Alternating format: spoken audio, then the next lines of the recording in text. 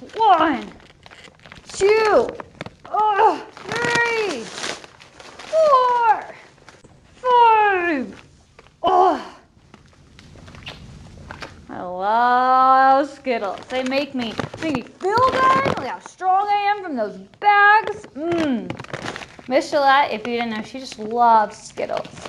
Okay, and I'm going to see if you can help me out with the problem that Miss Pryor and I are having. But first, let's talk about our lesson today. Don't mind me if I sit here and eat them while I teach you. Actually, would that be rude to eat Skittles in front of you? Oh, that's okay. All right. 9.3, equivalent fractions and decimals. I'm still being rude and eating in front of you. Shouldn't have done that. That was rude. So sorry. Okay, 9.3. Our I can today, you can say it like a chewing on Skittles, is I can record tenths and hundreds as fractions and decimals. Oh, they're so good. You should ask me for some. They're real good. Maybe I'm feeling really kind on this day. We'll see. All right. Here's our big dilemma. But first, let's back up. Equivalent. Do you remember what equivalent means? Equivalent means the same. They are equal. Like Miss Gillette's right arm is equally strong as her left arm, right? All right. Probably not true, though. All right, so here's our question name. Miss G loves Skittles, yes. Miss Pryor bet Miss G that she couldn't eat 6/10 of the bag. So 6/10 of this bag. There are 100 Skittles in the bag, so how many Skittles does Miss Gillette have to eat? If I'm trying to eat 6/10 of this bag to prove Miss Pryor that I can totally do this, how much do I need to eat? So let's go through here. I want to eat 6/10, but we know that there's 100 Skittles, okay?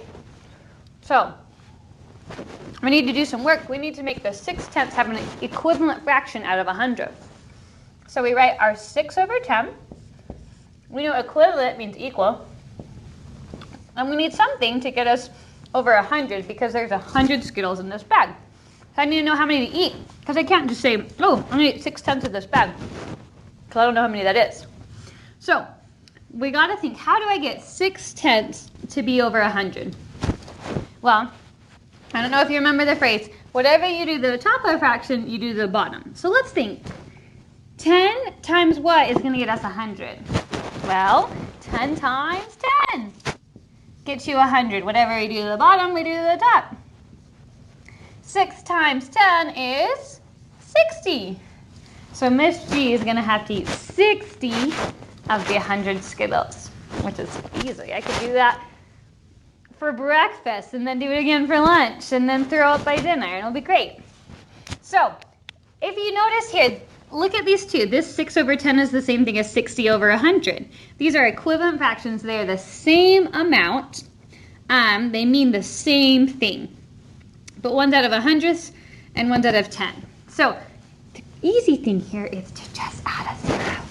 Okay, that's going to be the easiest trick all day. And then you'll be like, Miss Gillette, this lesson is a piece of, not cake, Skittles. It's a piece of candy. Because, well, that doesn't make sense. It's a piece of cake. All right, here we go. Example number 1. If we want to take this 30/100ths and write it as a decimal. All right, write an equivalent decimal.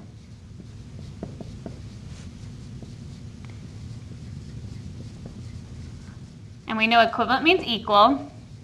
So we're trying to make equal decimals and fractions. So here's something I'm going to teach you, and you may know and you may not know. But if you don't know, I'm going to make it a little bit closer. If you don't know, now you know, okay? So if we have 30/100ths, how could we write an equivalent decimal? 3/10, right? Because we just saw that 3/10 is the same thing as 30/100. Because you times this by 10 times this by 10. So 30/100ths is the same thing as 3/10. Anytime you have a number like this, you could add a 0 behind it and it's the same number. You could add 2 zeros behind it and it's still the same number. You could add 3 zeros, 4 zeros, 5 zeros, as many zeros as you want, and it's still the same number. We say it differently, right? Because it's in a different spot, but it's still the same number. Any numbers after this number. Now, don't get me wrong, if there's a 0 before this, these are two very different amounts. This means you have 30 cents and this means you have 3 cents. So the zeros have to be after.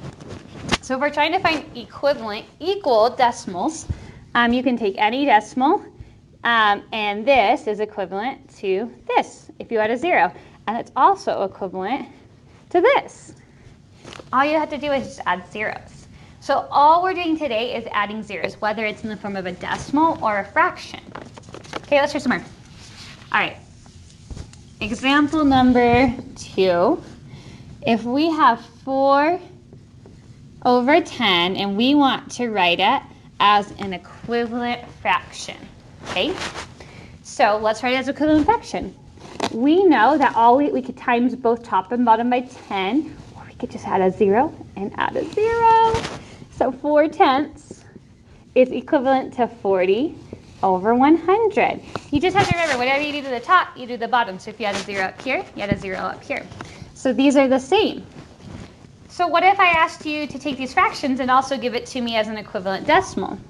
So what's an equivalent decimal to this? Well, 4/10 as a decimal would be 4/10. So an equivalent decimal would be 40/100ths. Amazing, right? We're just like playing with numbers. We're just adding zeros. Okay? All right. Remember, if I'm going too fast, you can pause it. Example number 3. We have 7 over 10. Okay. I want you to write this as an equivalent fraction and an equivalent decimal. So let's do it. Let's write it as an equivalent fraction. So what's an equivalent fraction? We just add a 0. Whatever you do to the bottom, do to the top. So 7 over 10 is the same as 70 over 100. And if we were going to write that as a decimal, it'd be 7/100ths, because this is the hundredth place.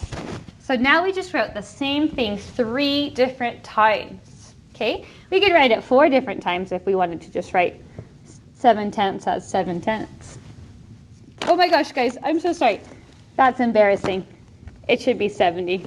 Oh, you're probably like, Miss Gillette, what? Now I'm lost. Nope, we just put a decimal place in front of it.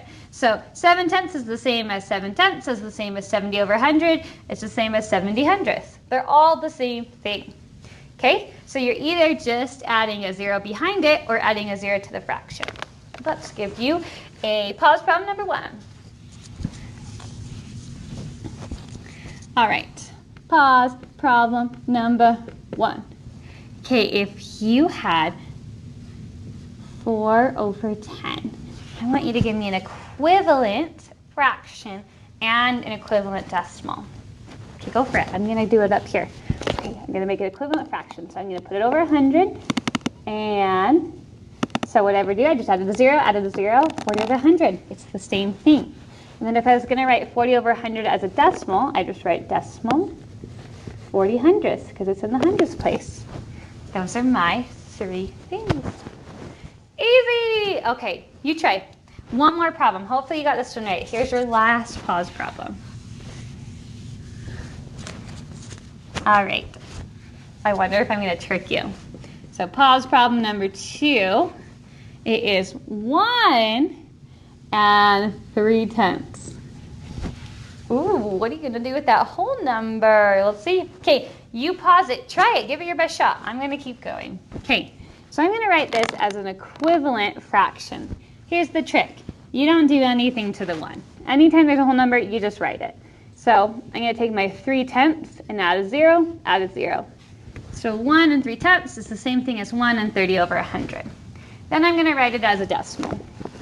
So 1 goes before the decimal, and 30 over 100 in the hundredths place would be 1 30/100ths. That's it. Bada boom, bada bing. I hope you got it. If you don't, just ask. See if I'm in a good mood to give you a skill. I don't know, maybe I am. Have a fabulous day.